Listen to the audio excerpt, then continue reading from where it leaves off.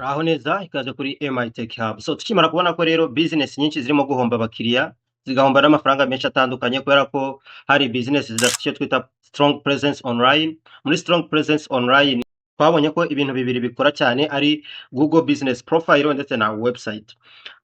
Abantu benshi rero batekereza ko website ari ikintu gikomeye gisaba millions. Oya, uyu munsi turaguhereza website nziza iri professional, isa neza kandi ku giciro gitoya. So nkuko ubibona rero iyi ni website ya Tunga Restaurant.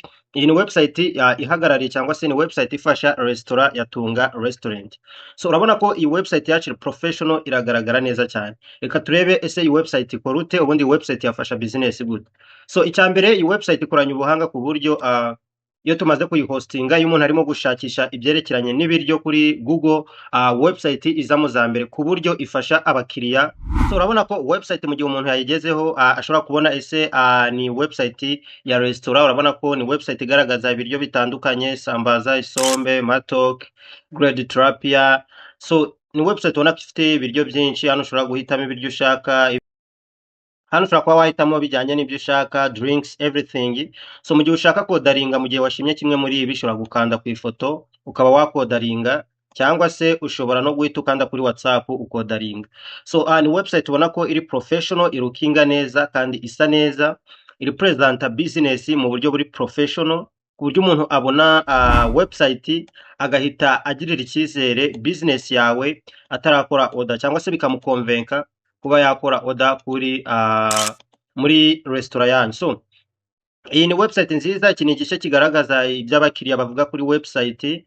Also hano ni igice kigaragaza amasaha, aho iki cyerekana nicyo twita hours and location, aho yerekana amasaha dukora ndetse n'iminsi dukora mu cyumweru. So iguhereza address ku buryo umukiriya automatically akeneye n'ibindi bisobanuro ashobora kuba yakwandikira. So cyangwa se akeneye no kwandika ubutumwa bunini, ashobora gukoresha form nabwo akaba yakohereza message. So urabona ko website irukinga professional. So ikindi iyi website ishobora kuba yakora ku ma devices yose, harimo telefone, tablet ndetse na laptop. Umuntu wese ufite Chrome ashobora ku accessinga iyi website.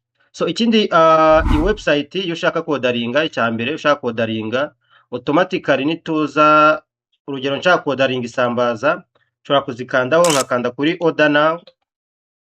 Iyo nkoze order automatically bahita banjyana muri WhatsApp ya nyiri business. So urabona ko bahita banzana muri WhatsApp, bakinzana muri WhatsApp banyereka hello Tunga, I would like to order sambaza filters zigura iki giciro.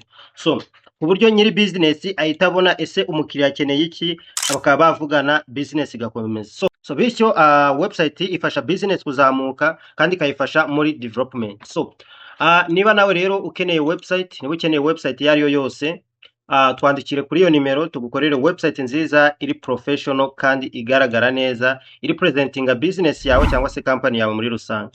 Thank you so much. Kora subscribe, like, share. Ku yindi mishinga myinshi nk'ingiyi, kora subscribe, like, share na comment. Thank you.